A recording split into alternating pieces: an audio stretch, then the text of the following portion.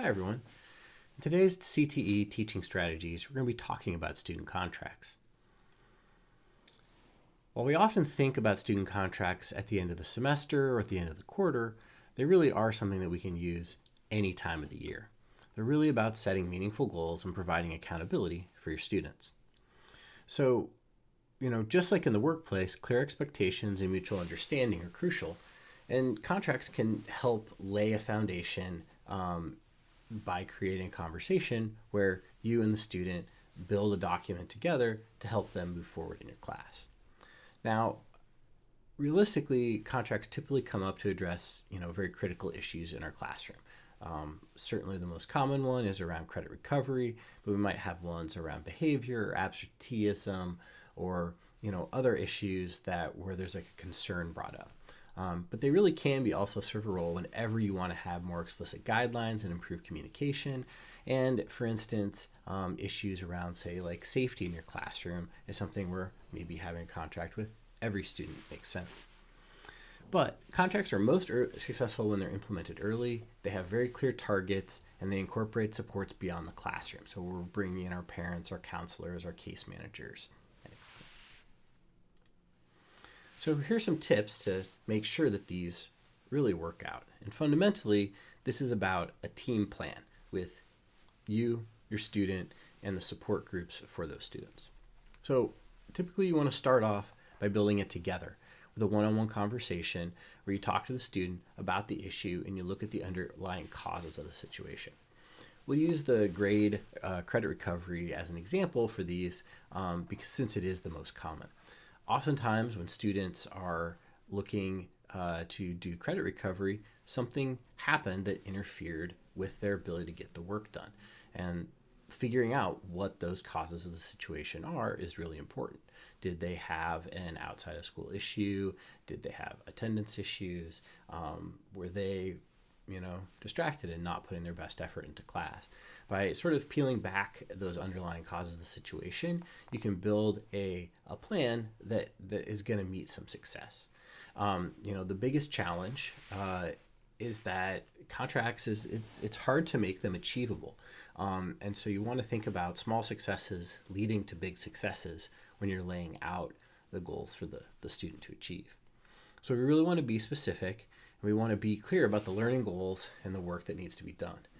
A really important thing to remember is that if a student is trying to do credit recovery, it is very hard for a student who is unsuccessful in getting all their work done in one grading period or one semester to suddenly not only get all of their makeup work done, but stay on top of their work in the upcoming semester. And they might have one or more classes that they're looking to do credit recovery for. So that's where it's really important to reflect on the learning goals and set some upper goals for what a student needs to do. Are you focusing on getting a passing grade? Is a student making up an assignment because they had a long-term illness, right? So being clear about the goal is really going to help the student budget appropriate time and lead to a successful outcome. Be sure to incorporate the building supports in this process. There are a lot of people in your school that are there to help struggling students. That's counselors, that's case managers, that's your administration team. There's a lot of specialty programs depending on who your students are and their specific needs. Really include them in these conversations because the more support the student has, the more likely that they're going to be successful. And that's really what we want to have, is that we want to create a contract that leads to this kid getting the learning that they need and getting the support they need so they can keep participating in the class. Time management and availability is one of the biggest reasons students struggle with work. So if they're taking 7 or 8 classes, managing all of those responsibilities, especially for bigger projects, can often impact it. They might be working after school. They might have siblings they're caring for. They might have a hidden,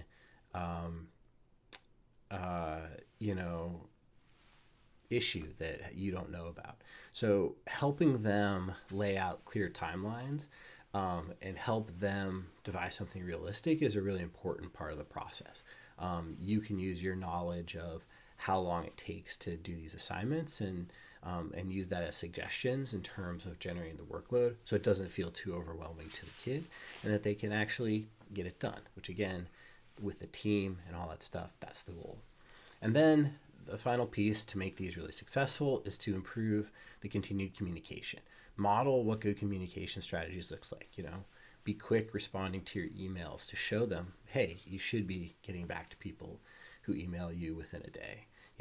You want to keep this dialogue going, and you really want to incorporate frequent check-ins, which can be a 1-minute check-in as they're coming in to sit down into class, or they can be something a little bit more formal. But you want to just show them that you're caring about their success in your class, which is going to lead them to be more successful in these contracts.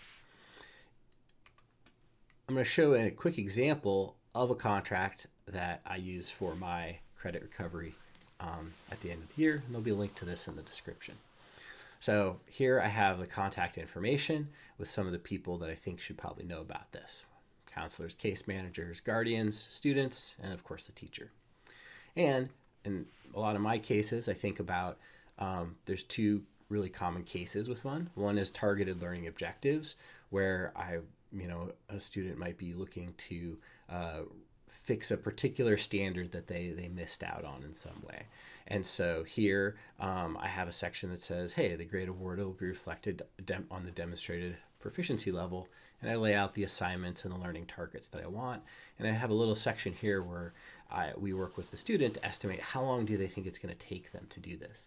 And then we keep track of the status, and I have a thing in case there's multiple things. For instance, I had a student that might have missed 2 months of school, and this might get pretty full. Or another option that I've considered in some cases is a current semester demonstration. If a student is, very close to passing, and, it's just a small thing, and I feel that what can happen in the second semester will meet my goals for their learning targets and meet the standards of the class, I'll say, hey, if you keep your grade in the second semester above a certain level, then I'm willing to say, my class builds on each other, and so then we can sort of round it up. And this is one of the ways that I help a student credit recovery without kind of adding extra work to their workload if I don't think that this first strategy is gonna help them with their best learning, or isn't realistic, or the structure of the class lets me reassess a lot of these things in the second semester without having to assess it multiple times. So the next thing I put in a communication plan. So here is how I'm going to communicate. And so I put down our schedule for in-person meetings, and I'm going to put in the student has a communication responsibility. So the student, might email me every Friday or every other Friday, something like that. And then we will use something like we might use something like the school messaging app to communicate with the family, and that would be something that we talk about it. And we also talk about the specific family-teacher communication that we want to do, because I want the family to really be following up on this to make sure that they're aware of the work that their student's trying to do in support of that. And so we give some options about things to do that. Then this is a section I have the students fill out about the student action plan. What steps are you going to be successful in this class? And so since we've had this one-on-one conversation, when we get around to filling this out, we've kind of talked about things, that I might have seen, that they might have noticed about what was impeding their ability to, get to a place that didn't require credit recovery. And so this ends up being a really useful conversation, and this is where we figure out a lot of the supports. And then here, we talk about where are we going to get the work done, right? So for me, I was willing to let kids into my lab before or after school. That's not an option for everybody. And so scheduling out which flex time days they're going to come in, or maybe some other options, whether you can get accommodations for a student to come in, during an assembly, or, during other special scheduled times, or, maybe during your prep period if that's available for you. So figuring out the time if the kid needs to do additional work, but also before or after school could be time that they're going to budget in their schedule, right? So this isn't necessarily just come into your space. This could very well be I'm going to spend Tuesday afternoons working on my credit recovery. Okay, so then we talk about when we're going to start it, when we're going to finally submit it, and our weekly check-ins. And then I actually added the official grade change form right here on the end so we can turn in this contract, sign it off, and get it signed off by the administrator.